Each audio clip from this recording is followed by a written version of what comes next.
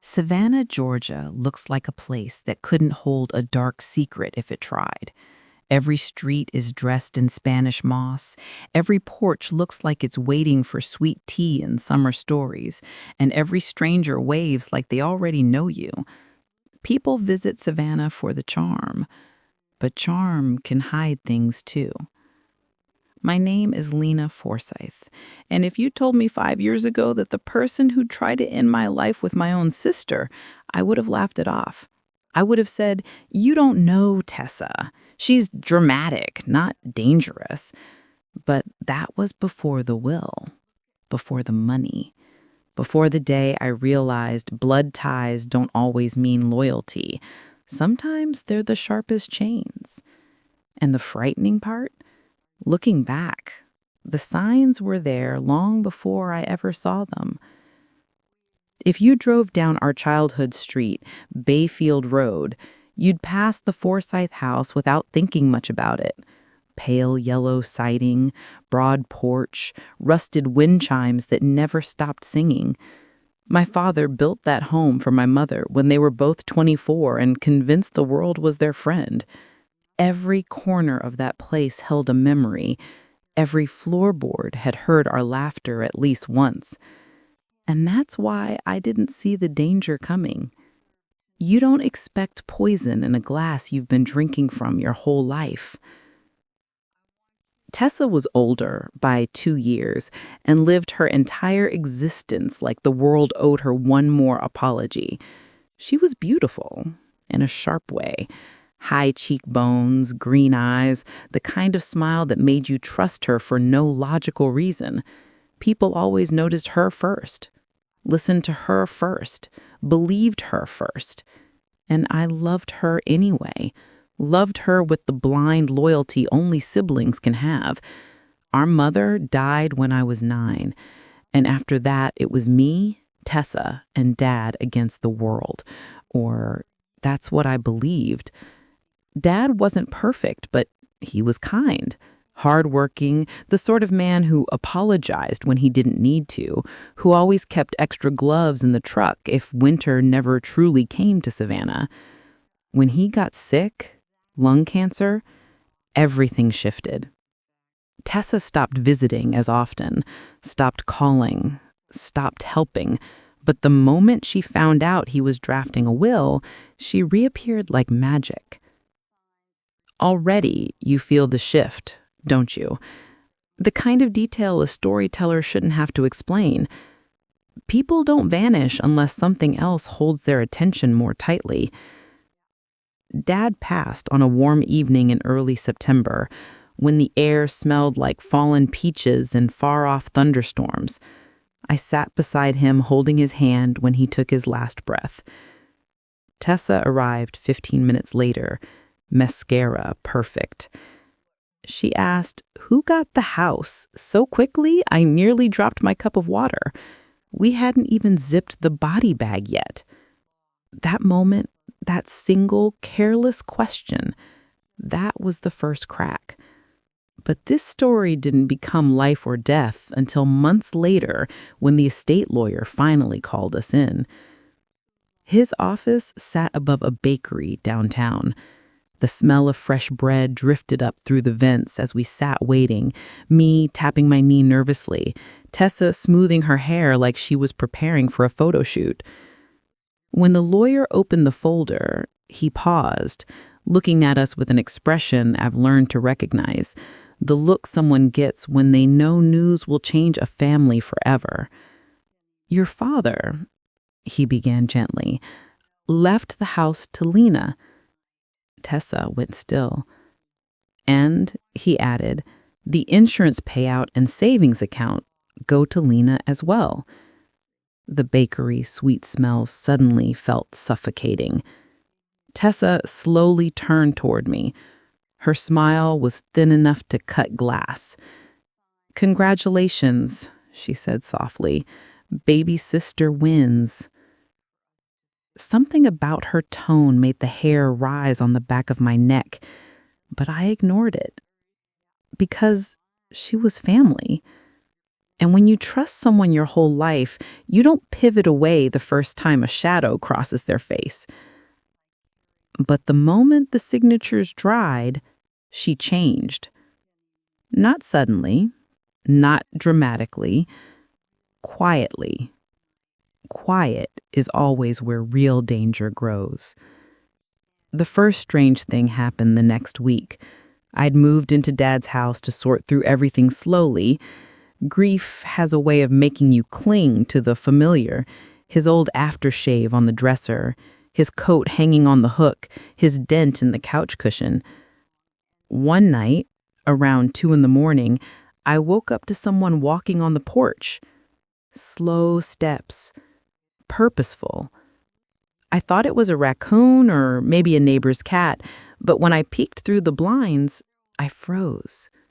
Tessa stood there, not knocking, not pacing, just staring at the front door like she was waiting for it to open itself. When she noticed me, she waved too brightly and said, "Couldn't sleep, thought I'd check on you." At 2 a.m, in her cocktail dress. Call me slow, but I brushed it off. I told myself she was grieving strangely.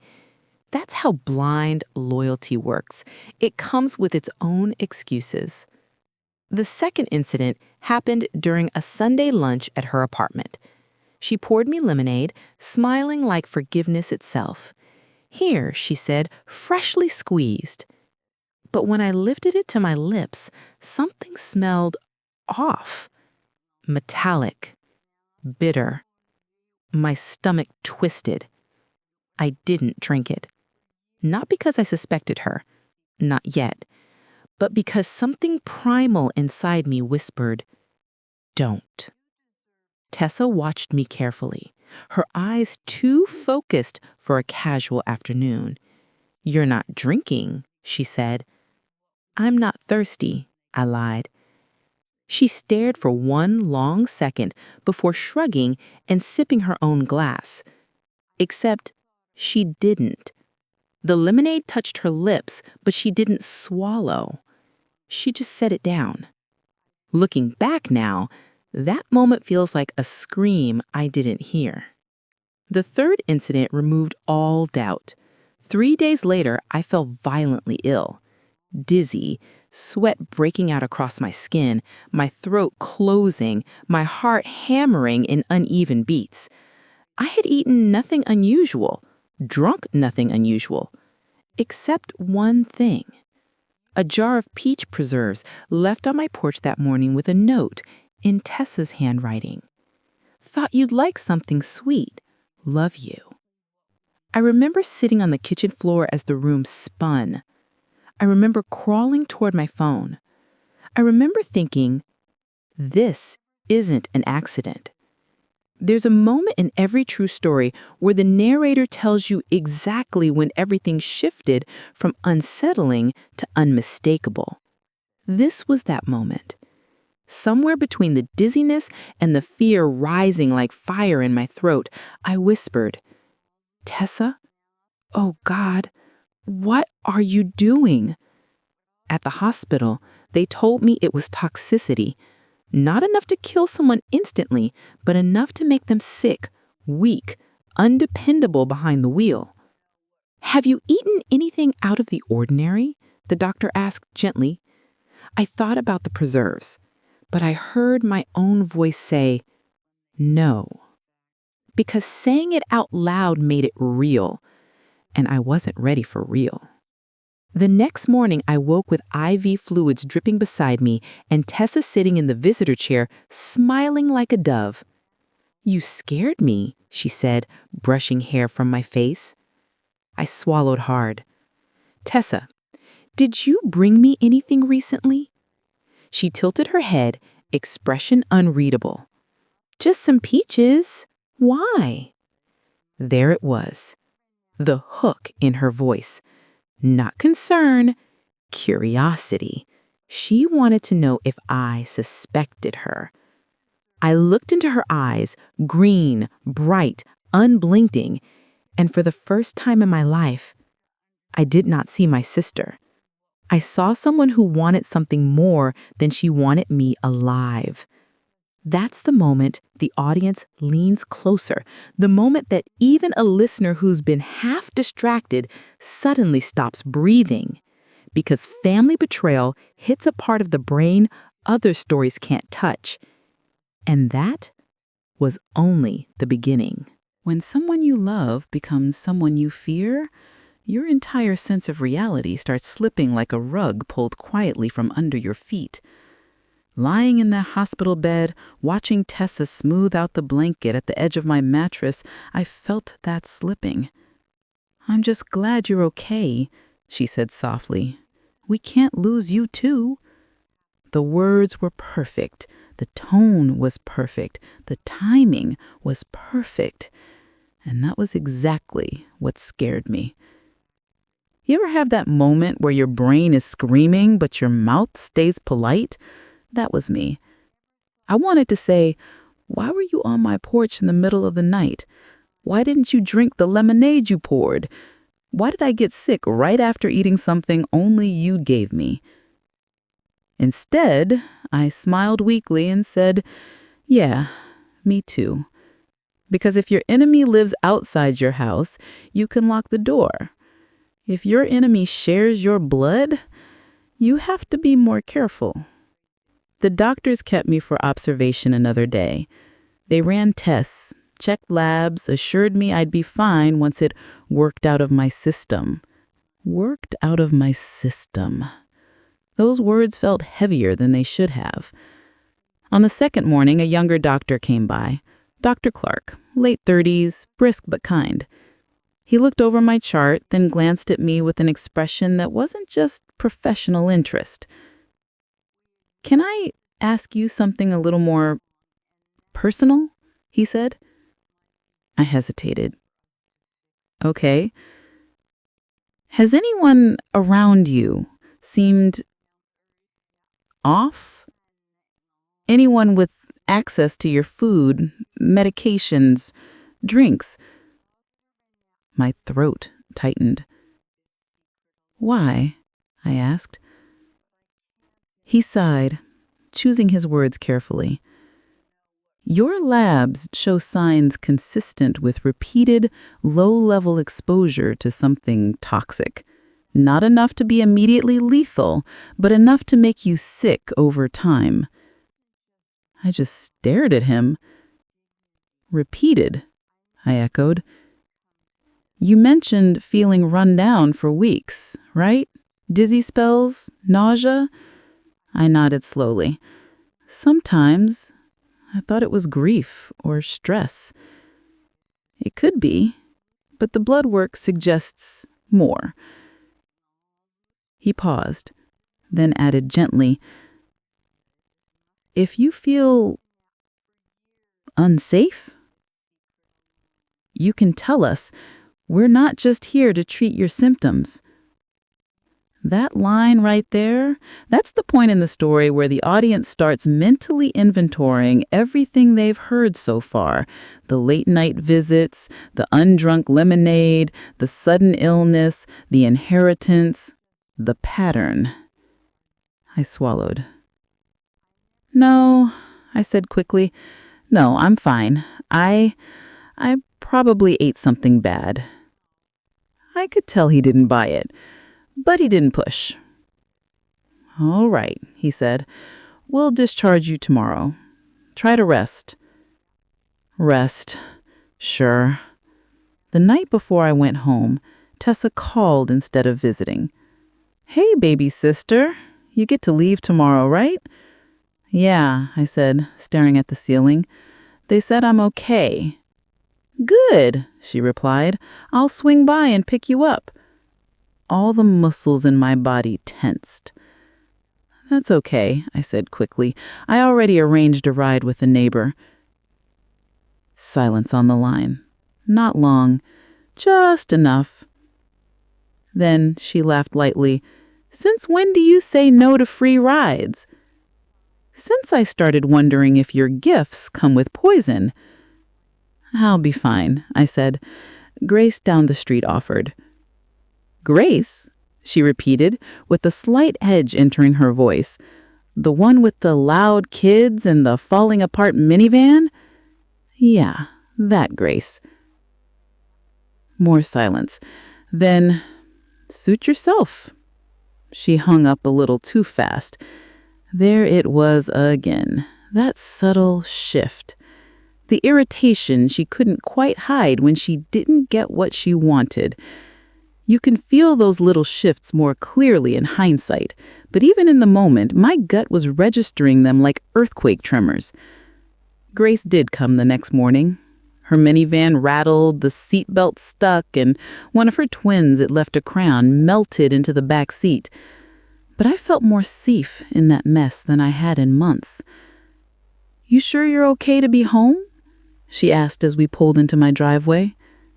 "Yeah," I said, staring at the yellow house like it was something new.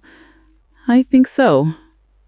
If you need anything, day or night, just call. I'm 2 doors down and always awake against my will." I smiled. That's the thing about neighbors. You forget they're witnesses, background characters who've been seeing more of your life than you realize. On impulse, I asked, "Grace, did you ever notice Tessa around lately, at weird times?" She frowned thoughtfully, drumming her fingers on the steering wheel. "Your sister?" "Yeah, couple times, late at night. Thought it was strange." My skin prickled. "How late?" I whispered. I don't know. Midnight? 1? I breastfeed at weird hours, so I see stuff. Once, I saw her just standing on your porch. Didn't knock, just stood there a while. Creeped me out, honestly. Ice slid down my spine. "Why didn't you say anything?" I asked. She shrugged. "Didn't seem like my business," she said. "Sisters grieve weird. But now that you've been in the hospital..." She didn't finish the sentence. She didn't have to. Back inside Dad's house, everything felt different. Same walls, same furniture, same creaky stair, but the trust was gone. I walked into the kitchen carefully, like it belonged to someone else. The jar of peach preserves sat innocent and half empty on the counter. The handwritten note still crumpled next to it. "Thought you'd like something sweet. Love you." I picked up the jar with a paper towel and dropped it straight into the trash can. The clank of glass against metal sounded louder than it should have. It was symbolic, but sometimes you need the symbolism. Over the next few days, I started to piece things together, slowly, reluctantly, the way someone cleans out a wound they don't want to look at. Little things stood out. The way Tessa had asked the lawyer who got what before the will was even read. The way she'd shown up at the house at weird hours, never knocking until she saw me.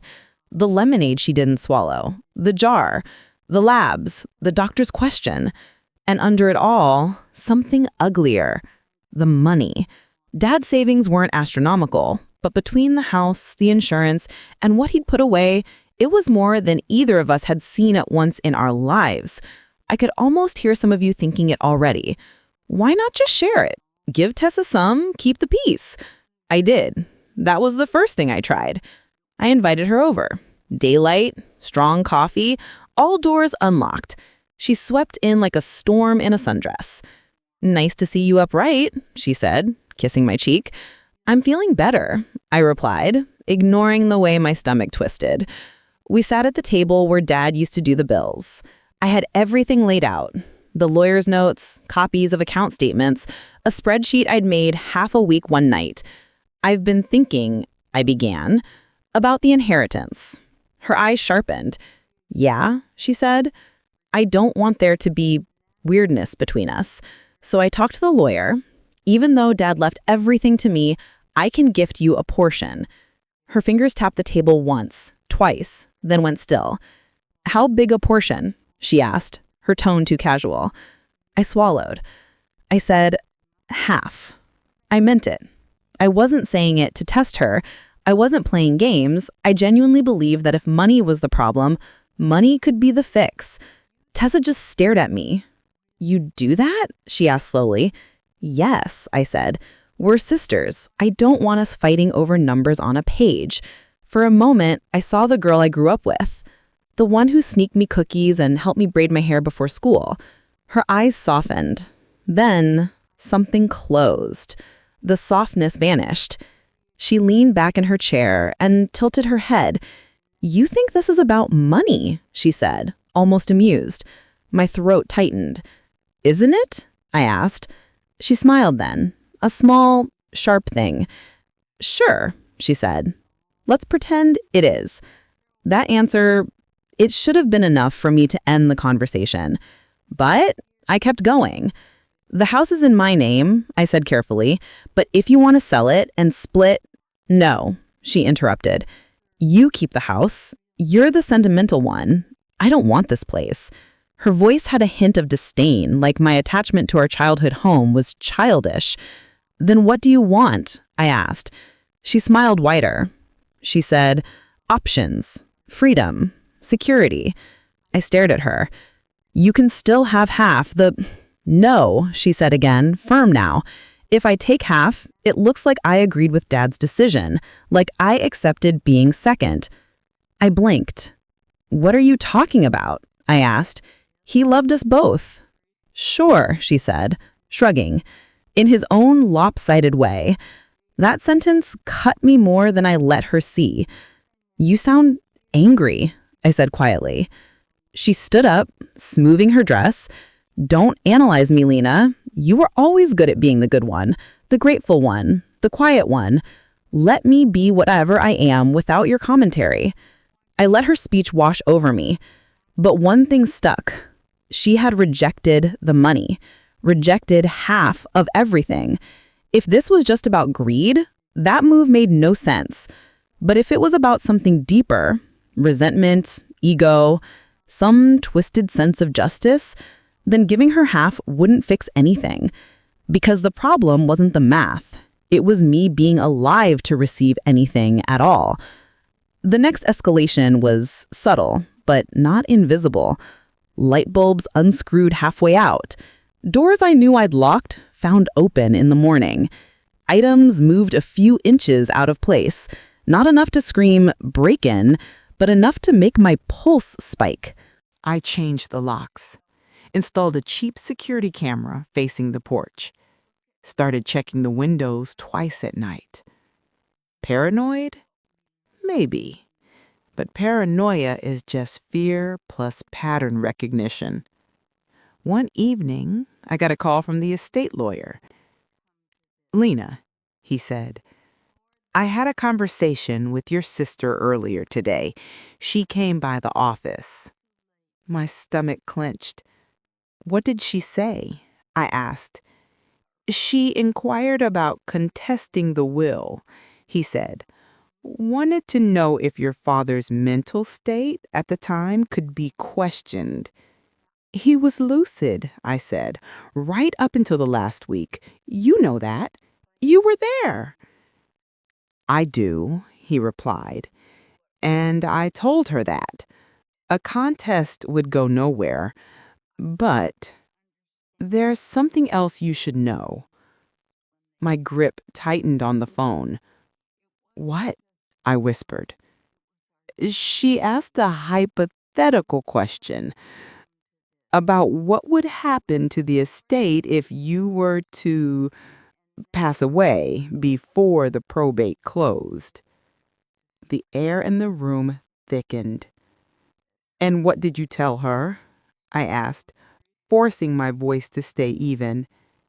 "I told her the truth, that if you died before final distribution and you had no spouse or children, the estate would likely default to your next of kin." There it was, the legal confirmation behind the suspicion. If I died, everything reverted to her, even if Dad hadn't wanted it that way. The lawyer cleared his throat. "Lena," he said carefully, "I don't want to alarm you, but given your recent hospital stay, I feel you should be aware of what she asked." I closed my eyes. "Thank you," I said quietly. After we hung up, I sat in the stillness of Dad's kitchen, feeling the weight of every memory pressing down on me. The birthday parties, the late-night talks, the shared grief when Mom died, the teamwork when Dad got sick. All of it sat next to this new, ugly thought. My sister might need me dead for her life to look like she believes it should. And if you're listening right now, thinking, surely it's not that simple, surely she wouldn't go that far, I thought the same thing, right up until the brakes went out. It happened the following Thursday. I was driving across town to pick up some paperwork from the lawyer. Routine, boring, normal. The sky had that heavy pre-storm feel, the air a little too warm for January, thunder muttering in the distance. I pulled out onto a busier road, pressing the brake as I approached a red light. The pedal went down, too easily. My heart skipped. I pumped it again. The car slowed, but not enough, not fast enough. I yanked the wheel, swerving into the shoulder as my tires screeched. Cars honked, someone yelled. Gravel crunched under my tires. By some miracle, I didn't hit anyone. Didn't hit anything. I came to a shuddering stop inches from a guardrail. My hands shook violently on the steering wheel. Adrenaline roared through my veins. Old cars fail, sure. Brakes wear out, lines leak. That's what I told myself, until the mechanic called.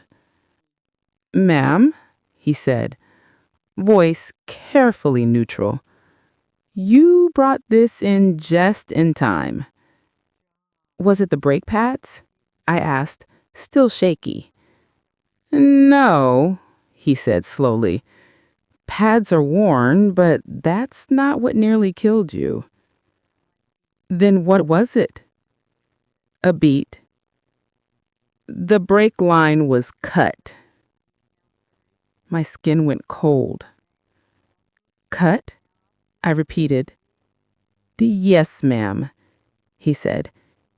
"Clean slice, not a crack, not age. Someone got under there with a blade."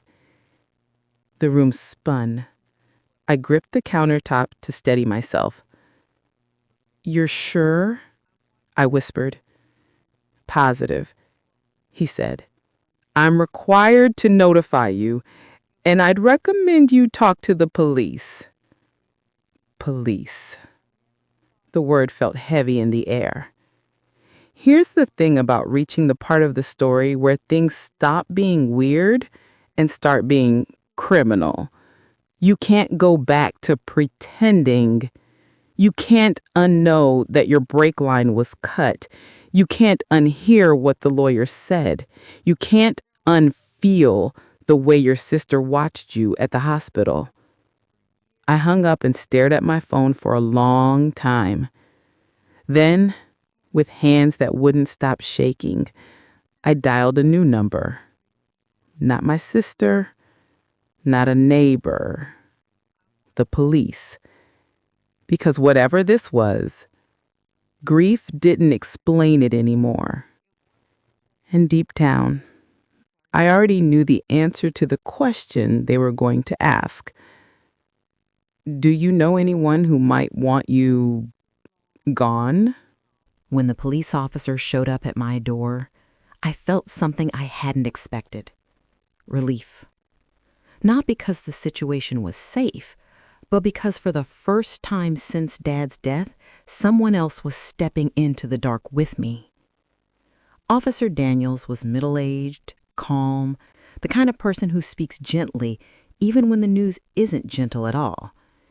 He stood on my porch with a notebook, one hand resting on his utility belt. "Miss Forsythe," he said, "we got a call from the auto shop about the brake tampering. Can we talk inside?" Inside. Where the preserves had been, where the lights had mysteriously gone out, where footsteps on the porch had become normal. The house had stopped feeling like home, but I nodded and let him in. We sat in the living room. He wrote my name in his notebook, then lifted his eyes. "Do you have any idea who might have done this?" The question hung between us like humidity on a July afternoon. For a moment, I said nothing, because saying Tessa's name out loud would make everything real. But the human brain has a funny way of revealing truth it tries to protect you from. My pulse spiked. My stomach tightened. My mouth went dry. He noticed. "Miss Forsythe," he said gently, "is there someone in your life who might gain something if harm came to you?" I let out a shaky breath. My sister. Even saying it felt like betraying both of us. His pen didn't pause. "Can you tell me more?" I told him about the inheritance, about the late-night visits, about the lemonade she didn't drink, about the preserves, about the hospital, about the lawyer's phone call. While I talked, Officer Daniels didn't interrupt, didn't look surprised, just listened, connecting dots with a seriousness that told me this wasn't just my paranoia unfolding. When he finished, he leaned back. "This is concerning. Very. We can't make accusations without evidence, but tampering with a brake line is no accident." I clenched my hands. "So what do I do?" "We open a case. We start gathering. You stay aware, and..." He hesitated, then added, "Try not to spend time alone with her." That sentence, coming from someone with a badge, hit harder than everything else combined. When the police tell you to avoid your sister, something inside you breaks. The next few days felt like walking across cracked glass. Any step might slice deeper. I didn't tell Tessa about the breaks, didn't mention the police, didn't confront her. Why? Because a cornered animal is unpredictable, and I suddenly wasn't sure what category my sister fell into. I avoided her calls, ignored her texts, kept the lights on at night. I checked every lock 3 times and moved a chair against the back door. You don't sleep easily when your house feels like an invitation. One evening around 9 p.m., someone jiggled my front doorknob. Not knocking, testing. I held my breath. Not moving, listening. The knob rattled again, then footsteps backed off the porch. I didn't dare look out, not because I didn't want to know, because I already suspected. 2 days later, Officer Daniels called me. "We found fingerprints on your car. Do you know anyone named Harold Vale?" I froze. "Yes," I whispered. "He's Tessa's boyfriend. A man she'd only been seeing a few months. A guy with a hot temper and a hotter impatience. I always felt uneasy around him. Too quick with jokes that weren't jokes. Too comfortable standing a little too close." My stomach twisted. I asked him, "Was it his car?" "No," the officer said, "but his prints were on your undercarriage, and the cut was clean. Whoever did it knew what they were doing." I swallowed. "Do you think he off? We're looking into him and your sister." There it was, spoken plainly. Your sister. As a suspect. Something inside me cracked open. a truth I'd been holding at arm's length finally pressed into my hands. This wasn't grief. This wasn't rivalry. This wasn't misunderstanding. This was criminal. Officer Daniels asked me to come to the station.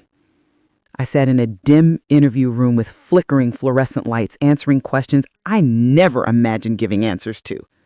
When did the odd behavior start? Has she ever threatened you verbally? Did she try to access your finances? Did she ask about life insurance details? Do you believe she resents you? Yes, I whispered. I think she resents me for being the one Dad trusted. Why do you think that is? The officer asked. Because the world had always treated her like a golden child. Because Dad loved us, but he leaned on me. Because I stayed when she didn't. Because I was the one who held his hand at the end. Resentment grows best in the soil of comparison. On my way out of the station, I saw someone standing in the parking lot. Tessa. She was leaning against her car, arms folded, face tight with something between concern and calculation. I stopped cold. "Lena," she called, pushing off the car. "Why are you talking to the police?" My heart pounded so hard I could feel it in my teeth. "What are you doing here?" I asked, voice thin. "I heard from someone you came down to the station. Thought I'd check in." Check in? How fast the words can swing from kindness to threat. "I'm fine," I lied. She stepped closer, her eyes sharp. "You're acting weird," she said, quietly. "Secretive." "Maybe I'm just cautious," I said. She smiled, but there was no warmth. "You never used to hide things from me." I swallowed. "Maybe you never used to give me a reason to." Silence stretched between us. Then she asked the question I'd been bracing for. "Do you think I had something to do with your breaks?" She said it casually, too casually. "I didn't say that," I replied. "You didn't have to." Her eyes scanned my face like she was taking inventory of my thoughts. Then she stepped so close I could smell her perfume, sharp vanilla and citrus. "You need to stop imagining things, Lena. It's not good for you." Not good for you. The kind of phrase that only sounds caring if it's coming from someone safe. I stepped back. "I have to go," I said. She didn't follow. She didn't speak. She just watched me get in my car with the expression of someone calculating probabilities. Inside the house that night, I locked everything. Windows, back door, garage entry. Kept the lights on, pulled the curtains, waited. You know that feeling where your instincts and logic collide, where your brain is rational but your body is already bracing? That was me. Sometime after midnight, I heard something, a soft scrape near the window, then a whisper, then nothing.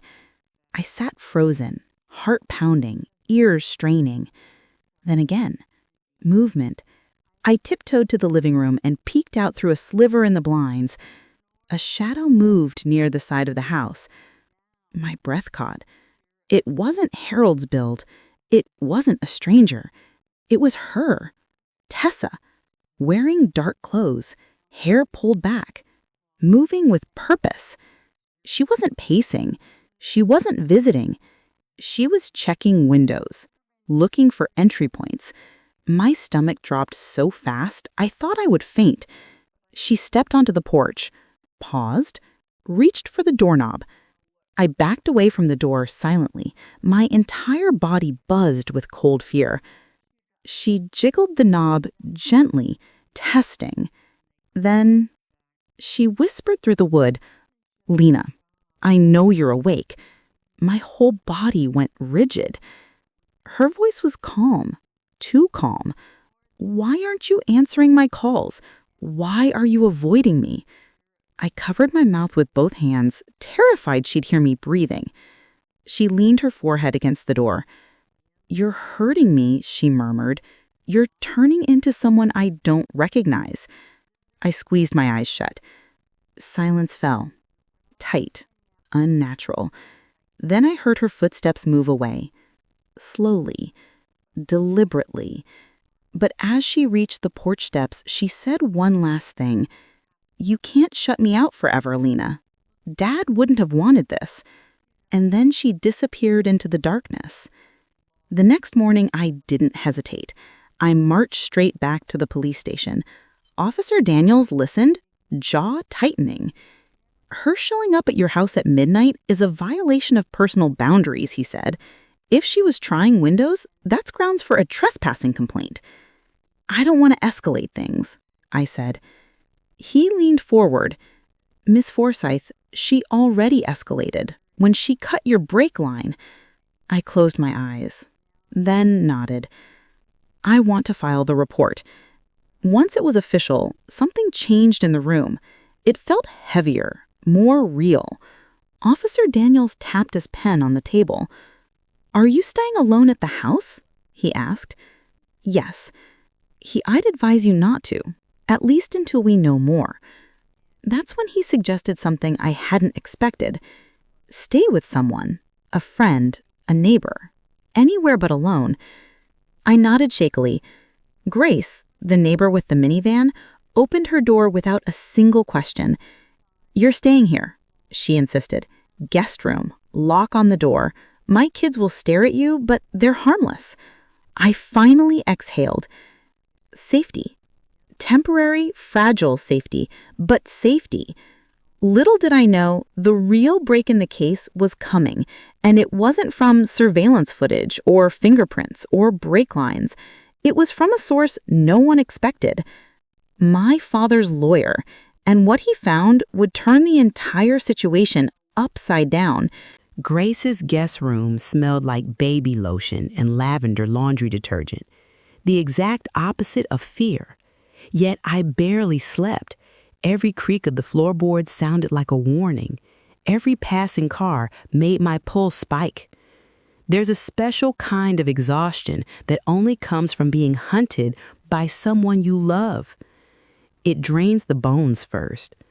Grace checked on me every morning with the grace, no pun intended, of someone who had 3 noisy kids, a busy life, and still enough bandwidth to care about a neighbor who looked like a ghost wearing jeans. "You need to eat," she'd say, sliding me toast. But fear sits in the stomach like a stone. It doesn't leave room for toast. I stayed at her house for 3 nights. On the 4th morning, everything changed. The call came from Dad's lawyer, Mr. Ellery, the quiet man with wire-frame glasses who always carried a leather briefcase like it held national secrets. "Lena," he said, voice tight with something I couldn't read, "I need you to come to my office immediately." My breath caught. "Is something wrong?" "I found something," he said, "something your father left behind, something you need to see." The words made my skin prickle. My father wasn't a man who forgot things. If he left something behind, he did it on purpose. "I'll be there in 20 minutes, I said. Savannah's historic district felt strangely unreal as I drove. Horse-drawn tourists clutching iced coffees, cobblestones that remembered more than any of us. The world moved like it always had, unaware that my life was folding in on itself. Ellery's office was above the same bakery, the smell of warm bread drifting through the stairwell. It almost calmed me. Almost. He met me at the door instead of calling me in, which was my first red flag. "Lena," he said, ushering me toward his desk. "Sit." I sat. He locked the door. That was the second red flag. He sat across from me, folded his hands, and let out a breath that sounded like it had been trapped in his chest for weeks. "I should have found this sooner. I'm sorry." "Found what?" He opened a drawer, pulled out a sealed manila envelope, and slid it toward me. My name was written on the front, not in Ellery's handwriting, in Dad's. My vision blurred for a moment. "He gave this to me almost a year before he passed," Ellery said. "Told me not to open it unless there was trouble. It slipped behind some files. I only found it because your sister came in asking about the estate again. My pulse roared in my ears. You're saying Dad anticipated something? I whispered. Ellery nodded. He was worried. Not about you, about her. My heart cracked. He gestured to the envelope. Go on. My hand shook as I opened it. Inside were 3 things. 1, a handwritten letter from Dad. 2, a copy of a life insurance policy. 3, a printed bank statement. But it was the letter that hit hardest. I unfolded it carefully. Dad's letter, handwritten. Lena, if you're reading this, something has gone wrong. I hope I'm wrong. God, I hope I'm wrong. But I have lived long enough to know your sister's heart has shadows she refuses to face. She has always envied you, always compared herself to you. I tried to bridge it. I failed. If anything happens to me or to you, know this. I left everything to you because you are the responsible one, the steady one, and because Tessa cannot be trusted with money or property right now. She has debts, dangerous ones. If she finds out what she won't inherit, she may react badly. I pray she will choose better. I fear she won't. I love you both, but only one of you can carry this burden safely. Love, Dad. I stared at the page until the ink fuzzed. I had to blink several times before the words settled back into shape. Debts. Dangerous ones. Tessa never mentioned debts, I whispered. She wouldn't, Ellery said softly. But your father brought me proof when he first made the will. He handed me the bank statement. It showed multiple withdrawals and transfers, large ones, to one name. Harold Vale. My stomach dropped. Harold? Her boyfriend? He's not just her boyfriend, Ellery said grimly. He's her creditor, and from what I saw in the records, he's not a patient one. Pieces snapped into place. Her late-night visits, her refusal to accept half the inheritance, her fixation on the estate reverting, her silence when I nearly died, her boyfriend's fingerprints on my brake line. This wasn't about money for her, not directly. It was about settling her debts. Yes, and if you were gone, she'd get everything, I finished. He nodded. This is why your father left instructions. He feared what she'd do if cornered. The room seemed to tilt. So she didn't just try to hurt me. She did it because someone else was pressing her to? Ellery hesitated. There's something else, he said. 2 nights ago, she requested a copy of the payout schedule from your father's life insurance policy. I swallowed hard. And she asked a disturbing question. What was it? What happens if a beneficiary dies before payout is complete? For a moment, I forgot how to breathe. Ellery reached across the desk and touched my hand. You need to take this to Officer Daniels, today. Driving to the police station, the envelope sat on the passenger seat like a living thing.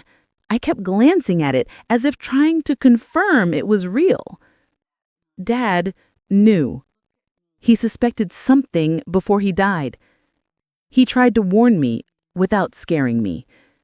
And Tessa, who shared my childhood, my grief, my history, had been willing to erase me like an inconvenience. I pulled into the station trembling.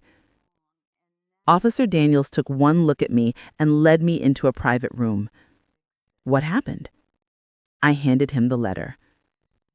He read it slowly, carefully, expression flattening into something grim. Your father tried to protect you, he said quietly. And now this gives us motive, clear motive. Is this enough? I whispered. He nodded. It's enough to bring her in. I exhaled shakily. Lena, he said, lowering his voice, we also brought Harold in this morning for questioning. My heart slammed. He's here? He was picked up last night for trespassing on another property. When we searched his vehicle, we found tools consistent with brake tampering. I pressed a hand to my mouth. And your sister? I whispered. We're going to her next, but not alone. A weight lifted from my chest. Not relief, but something close.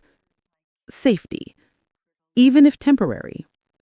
That evening, while staying again in Grace's guest room, my phone buzzed. Officer Daniels. My heart jumped. We have her, he said. I exhaled in one long, shaky breath. She confessed to contacting Harold about getting access to your house. She claimed she didn't know he'd tamper with your car, but she admitted she asked him to scare you. I closed my eyes. Sister or not, that was enough. She also admitted that she asked about the inheritance laws multiple times. There it was. The confirmation. Is she in jail? I managed. For now, he said. We're charging her with conspiracy, attempted harm, and trespassing. Harold is facing more severe charges for the brake tampering. I opened my eyes slowly. Lena, he said softly, you're safe now. Safe. I'd forgotten what that word felt like. The next few weeks were a blur of court dates, statements, meetings with attorneys. But the strangest part? I grieved. Not the inheritance, not the house, not the danger. I grieved the idea of a sister. The one I thought I had. The one who never existed the way I hoped she did. Grief is complicated like that. The betrayal didn't erase the childhood memories, but the memories didn't erase the betrayal either. The night before the preliminary hearing, I sat on Dad's porch, my porch, watching moths circle the porch light the way Tessa once circled everything she wanted. Grace texted, "You okay? Need me to come sit with you?" I typed back, "I'm okay. Really." Then I added, "Thank you for everything." I put the phone down and took a long breath. The house was mine. The safety was mine. The life was mine. Not because Dad chose me, but because I survived someone who wanted me gone. And surviving someone you love changes you. It teaches you that family isn't defined by blood.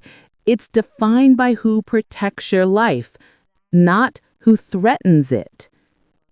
In the end, Tessa taught me that the hardest kind of forgiveness is the one you give yourself for not seeing the danger sooner. And the hardest kind of strength is choosing to live a full life even after someone tried to take it. But I'm here, alive, rebuilding, healing. And that's the inheritance Dad always wanted for me.